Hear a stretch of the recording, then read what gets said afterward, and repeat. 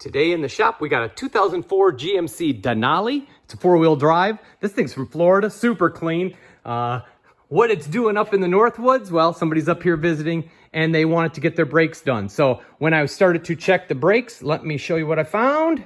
Let's see if I can do it just holding it. The front wheel bearing on the driver's side is bad. Hopefully it shows up. So it's rocking like this.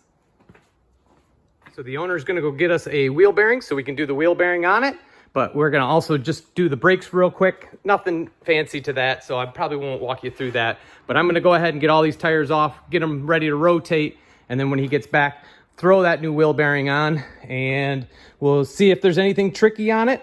Like I said, this is kind of exciting working on something from Florida that isn't all rusty. All right, I did spin the nut off already. Do that while the tire is still on. An impact will usually take them right off, but if they're a little bit sticky and you gotta use a bar, it's nice to have the tire on there. That way it breaks free easier. So that's already done. The next thing is our caliper. We wanna go ahead and compress that just so that everything comes apart. I only have a C-clamp big enough to do one at a time. So I kind of just go back and forth. That way I'm not pushing everything from one side or pushing everything from the other. So just go back and forth, and just slowly creep it in. No rush on this stuff. All right, next thing we'll do, now that this is loose, you can kind of see it wiggle there.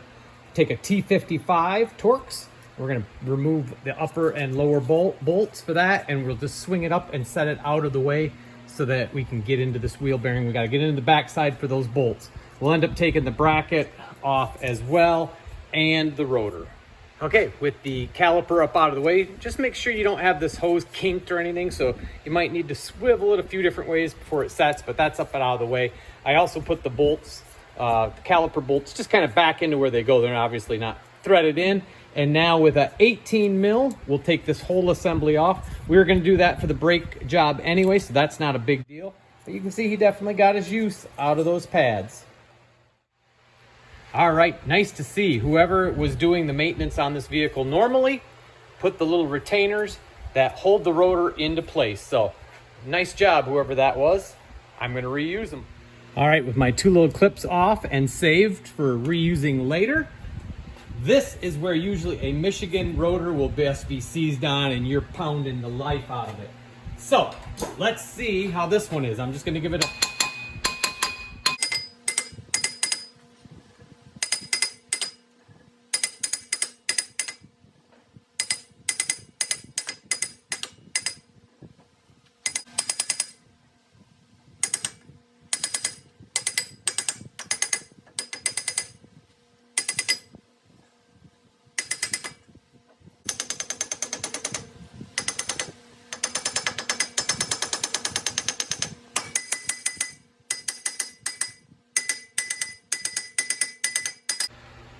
All right, I was really hoping this thing was just gonna pop right off. I was so excited, but it's already taken a little bit more time tapping on it than I thought.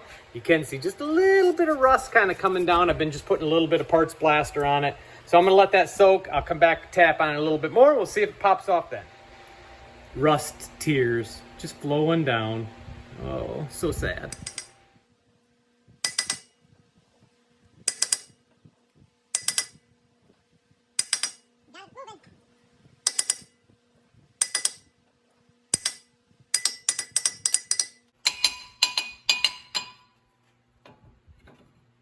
There we go. All right, that was a little bit harder than I had hoped, but now we're on to the wheel bearing itself. So right here, you can see where the bolts are sticking out. Looks like it is just 3 on this one. So I'm gonna go ahead and start spraying these now, and then we'll also spray where they're joined together, because that also can be tough. But once we get those bolts out, we can just pound this one off because it's junk. One thing we don't want to forget is to remove our wheel speed sensor before we start. So that's a T30 to get that one out. All right, the bolts are 15 mil, and I like just put a little bit of pressure on them. Just give them a few taps. Usually you can kind of get them started, and then they break free pretty easy. So turn the tire the other way and get the last one. I already got this one loose. So the bolts came free pretty easy, but now we'll see once I get them backed off a little ways, how good the bearing does. Okay, with the bolts backed out to just kind of flush here, I am just gonna take my hammer, just lightly tap right here, and actually came right loose. So that is pretty good. I like it. We'll see if we can just get a little something in the top there to pry it out, but I think this wheel bearing is gonna come right off. Maybe with a smaller hammer I can do it.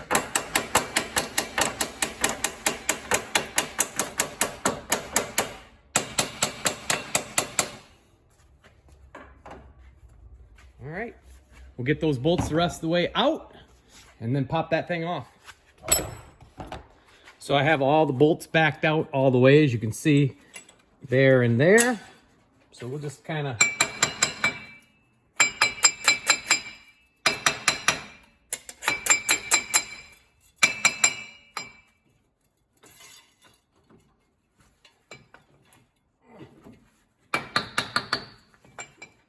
we do not want that rod to come with us though. There we go. Not too bad. Put that back. We're ready for the new bearing. Okay, with everything cleaned up, I put just a little bit of anti-seize on. Made sure that the this little dust protector is in the right spot. And put just a little anti-seize even on the shaft. So just make sure that wherever your ABS sensor was, you put it back to that. So we're gonna kind of get this thing started. There we go. And I'm just gonna put the washer and the nut on just so it doesn't fall off on me. So the nut here, this gets 177 foot-pounds, and these guys in the back get 133. So we'll get these snugged up and then we'll torque them down.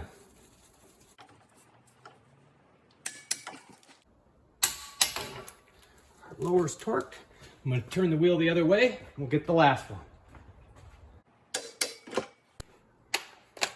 So we're just gonna snug this one up with the impact, and then when it's on the ground, we'll do the final torque.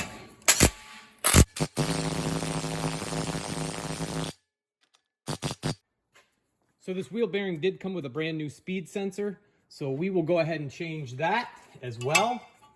The speed sensor actually plugs in right up there, right by the top of the shock. So we'll unclip that. Looks like it's just a nice simple clip.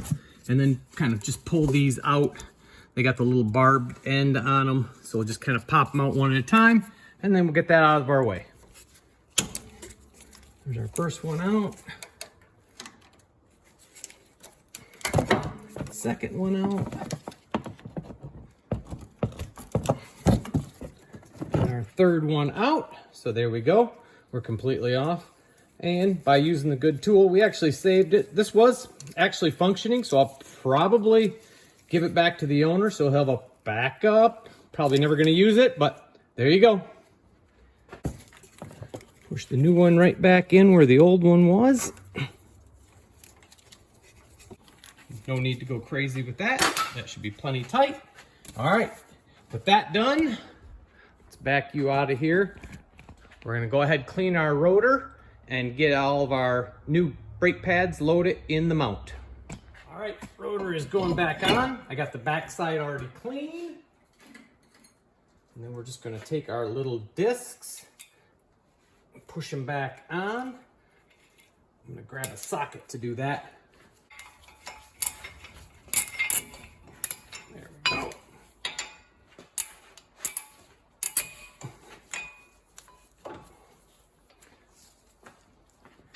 And now we'll clean the front of that rotor. I already cleaned the back. All right, with my new pads all loaded in the bracket, you can see how they are. One thing to remember is if you get a set of these Premium Pro Selects, they have squeakers on the top and the bottom. And I noticed that you have to have them on the outside. So they have to be on that way because there is not enough room here for a squeaker to go. So there is some on the bottom that's got a little notch in it, but up here it's too tight. So I was trying to put them in the wrong way and they would not fit. All right, with bolts in hand, we'll go ahead and put this on. I'm gonna try to stay out of you guys' way. Enough for you to see.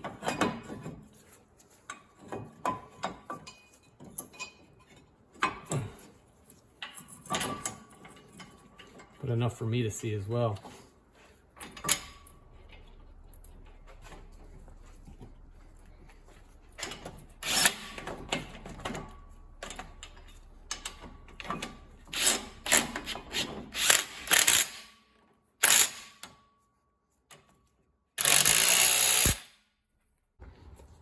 All right, so the guide pins, they are 80 foot-pounds of torque, and these back ones are 129. So we'll get our torque wrench on those, tighten them up. All right, those are done. Now we'll put the caliper on, torque that to 80, and we're finished. Well, you have the pins out, wipe them down, and put some fresh caliper grease on them. Just keep everything lubricated so nothing gets sticky. So definitely a little easier compressing them with the caliper off, because I can just put my C-clamp right in between and just take them in. Just go slow, take your time regardless, and watch both pistons. Make sure they're going in at the same time. We're close to being done, and we don't want to screw up something now because we're fast adding it.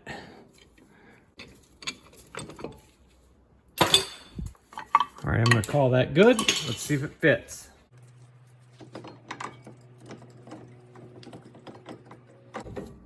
It does. Get our freshly lubed up pins back in.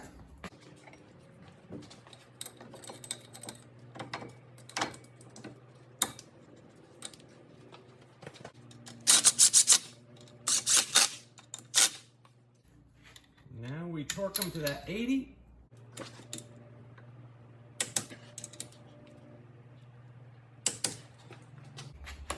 And so one thing I just observed, so I kind of screwed up, guys.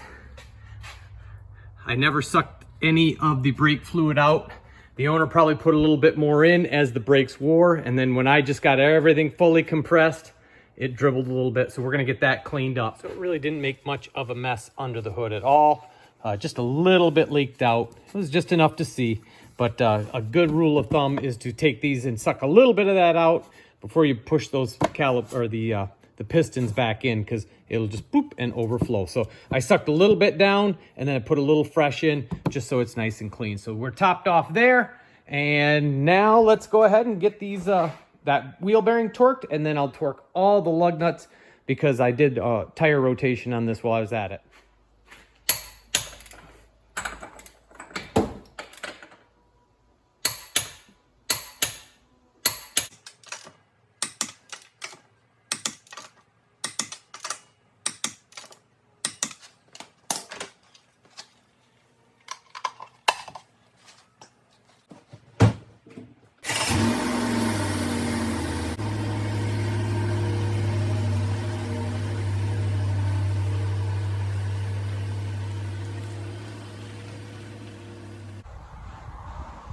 All right, just got back from a test drive. Everything seemed good. It goes down the road, braking hard. It stops nice and straight. So this thing is all done. No problems, no noises. So nice, clean Denali. Everything came apart pretty nice. So, you know, working on something from down south is pretty nice compared to the stuff we work on up here. But now it's time to start working on something a little more fun.